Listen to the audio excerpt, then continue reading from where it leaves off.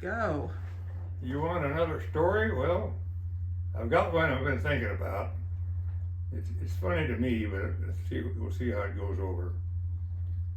Uh, in 1970, I was taking flying lessons at LaPorte Airport to learn to fly legally. And one Sunday after church, I went down to the airport to take a lesson, and they were having a contest. And the contest was to see who could come over the wires and land shortest after they pass over the wires. And it was regular power lines, so that was telephone pole high. And there was three guys doing it, and they had a cub and two champs, and they would come over the wires and they would see how quick they could land. There was a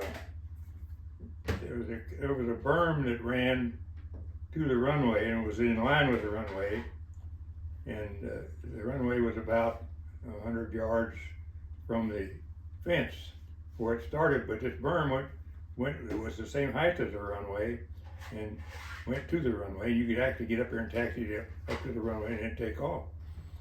But so they were coming over the wire and seeing how close they could land and get on that berm, and all three of them could get on the berm. They didn't They didn't go to the runway.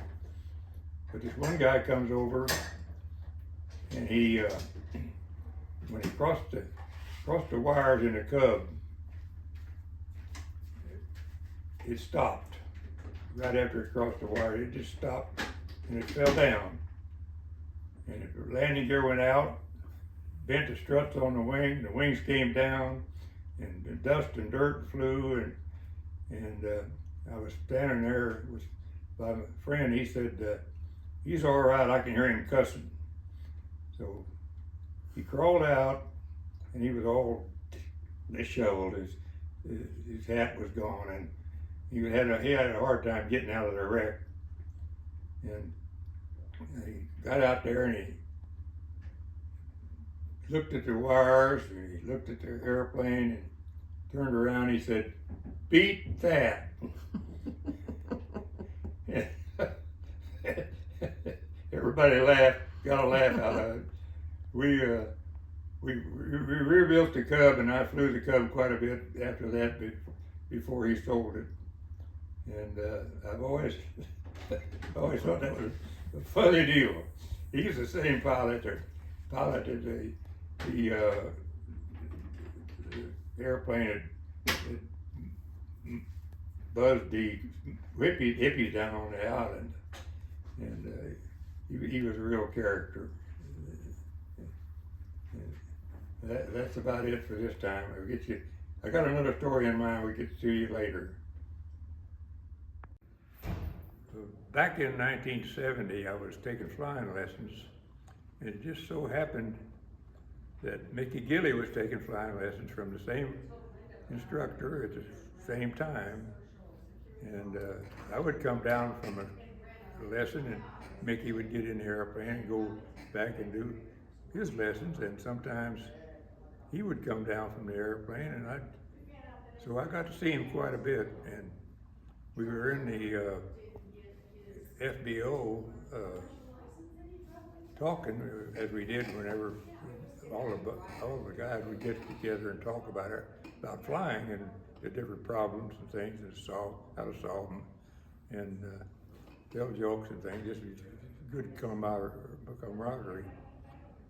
And one day I told Mickey, I said, "When are you going to be there at your place? Because I'd like to come and see you."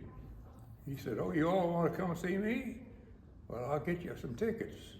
He said, "I'll give them to the instructor." I give them to Johnny, the instructor. And so sure enough, a little later on, Johnny got a whole bunch of tickets, and they consisted of a calling card with a little squiggly on it. And I told my wife, "This won't get us anything." But when we got to the place where he was playing, you think I owned the place. They took us right up by the bandstand. They had a table there already furnished with everything you'd want. It was about 10 of us and our wives, and we really had a good spread right there by the bandstand. And I had this one friend that sat across from me. He worked for NASA, and his wife was with him, and he told me, he said, Leonard, he said, my wife won't let me drink but one beer. He said, there was beer, pitchers of beer sitting on the table already and everything. And he said, when she's not looking, would you top my glass off? And so I never drink anything, but I did drink a couple of beers that time, and I got to feeling pretty good. Every time she wouldn't look, I'd pour his glass full, and he just sat there with one glass just like that, because if he got drunk, she'd beat him up. She was big and strong, and he was afraid of her. You could tell, and so. Every time she'd look away or something, or you'll go to the restroom or something, I'd top it off, you know. And it was affecting me too, the beer was, because I never drink. And so he was sitting there, and his wife was sitting there, and he said, slow down a little bit, it's running off my elbow. I always thought that was really funny because he was so afraid of her beating him up if he got drunk.